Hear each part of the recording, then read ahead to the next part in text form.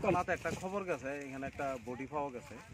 তো যথারীতি আমরা খবর পাইয়া সঙ্গে সঙ্গে আইছি, আইয়া দেখলাম দেবাশিস দেববর্মা 45 বয়স হইব, এইখানে ক্ষেতের মধ্যে পড়ে রয়েছে।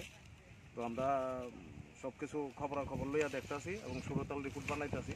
যতদূর গ্রামবাসীর থেকে খবর পাওয়া গেছে অতিরিক্ত মদ্যপান করতো প্রায় সময়, হয়তো বা এর থেকেই হইতে পারে। তবে আমরা সুরতাল রিপোর্ট না পাইলে তো পুরা নিশ্চিত হইতে পারতাছি না। তো সুরতাল রিপোর্টের লাগে এখন বর্তমানে কল্যাণপুর থানাতে মর্গে নিয়ে যাবো আর কি। খবর আছে যে দেবাশিস দেববর্মা নামে একজনের মৃতদেহ যে আপনাদের কল্যাণপুর সৎসঙ্গ আছে এটার পাশে পড়ে রয়েছে। সে অনুসারে আমরা আসি, আমাদের স্টাফ সবাই আসে, তো দেখে। তো প্রাথমিক যেটা জানতে পেরেছি সে নাকি প্রায় অবস্থা থাকতো। তো আমরা দেখছি সেটা পিএম হবে, পিএম হলে সম্পূর্ণ মৃত্যুর কারণ জানা যাবে। আপাতত আমরা সব কিছু আমাদের যা যা প্রসিডিউর আমরা করছি।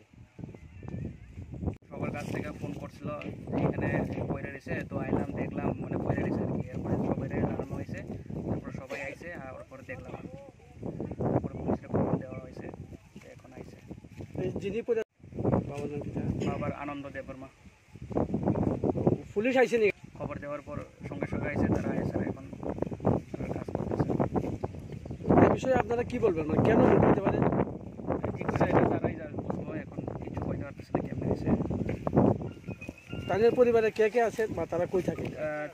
এখানেই থাকে, বাড়ির কাছেই। দাদা আছে, বৌদি আছে, দাদা বৌদির লগে থাকে আর কি। তাহলে বিয়ে টিয়ে করছিনি? বিয়ে টিয়ে করছে বলতে সেপারেটেড